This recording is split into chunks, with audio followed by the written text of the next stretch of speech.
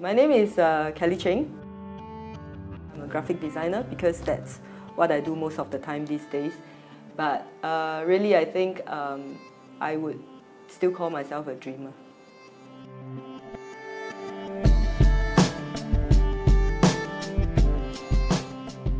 Well, honestly, I feel that it has grown so much, It's really thriving right now, and I'm very happy for the young generation because they have a lot of governmental support. New startups in not just creative, I mean new startups in general, in any field. They can get grants, some kind of funding from the government, and design these days is kind of quite glamorous to want to be a designer. You will not have the kind of parental objection or obstacles anymore.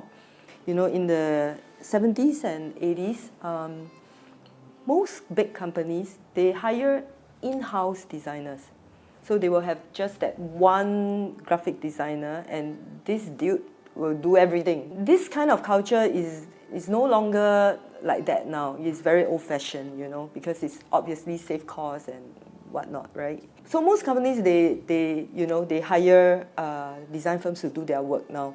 And that alongside also that the government departments, they also used to have the same kind of structure, which is an in-house designer. That also opened up.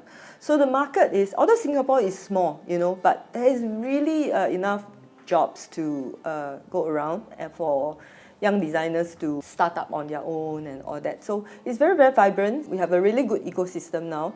There are the older designers. I'm kind of like in the middle, I think. And then there's the new ones that are coming up. And I think it's very, very important because we need this ecosystem to allow the design industry to evolve.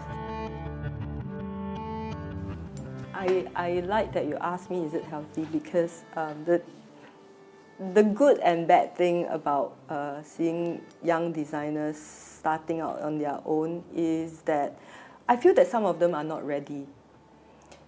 And I have seen some young designers, upon graduation, they start up and with some luck, they actually have jobs, quite a few jobs. And they start to hire interns for cheap to do these jobs and they undercut. Or maybe they don't really have a thorough understanding of pricing yet. So they code really cheap and then they use interns that they pay really cheap to deliver these jobs, and that is unhealthy. Because first of all, you are killing the market that you are going to be in for a long time by quoting this kind of prices. You are putting the whole design industry in a very precarious position because clients will be benchmarking like, hey, why is that dude charging this and then why are you charging this?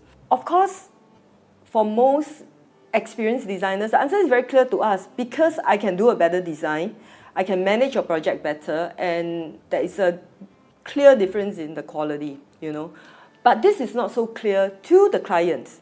For most of them, they can't tell a badly typeset book as opposed to one that is very elegantly typeset, where we spend hours and hours toiling over the kerning and the leading, trying out different things and just making sure that we design the negative space as well as we design the solids, So we put in a lot of time and effort to have that eye to be able to see that balance.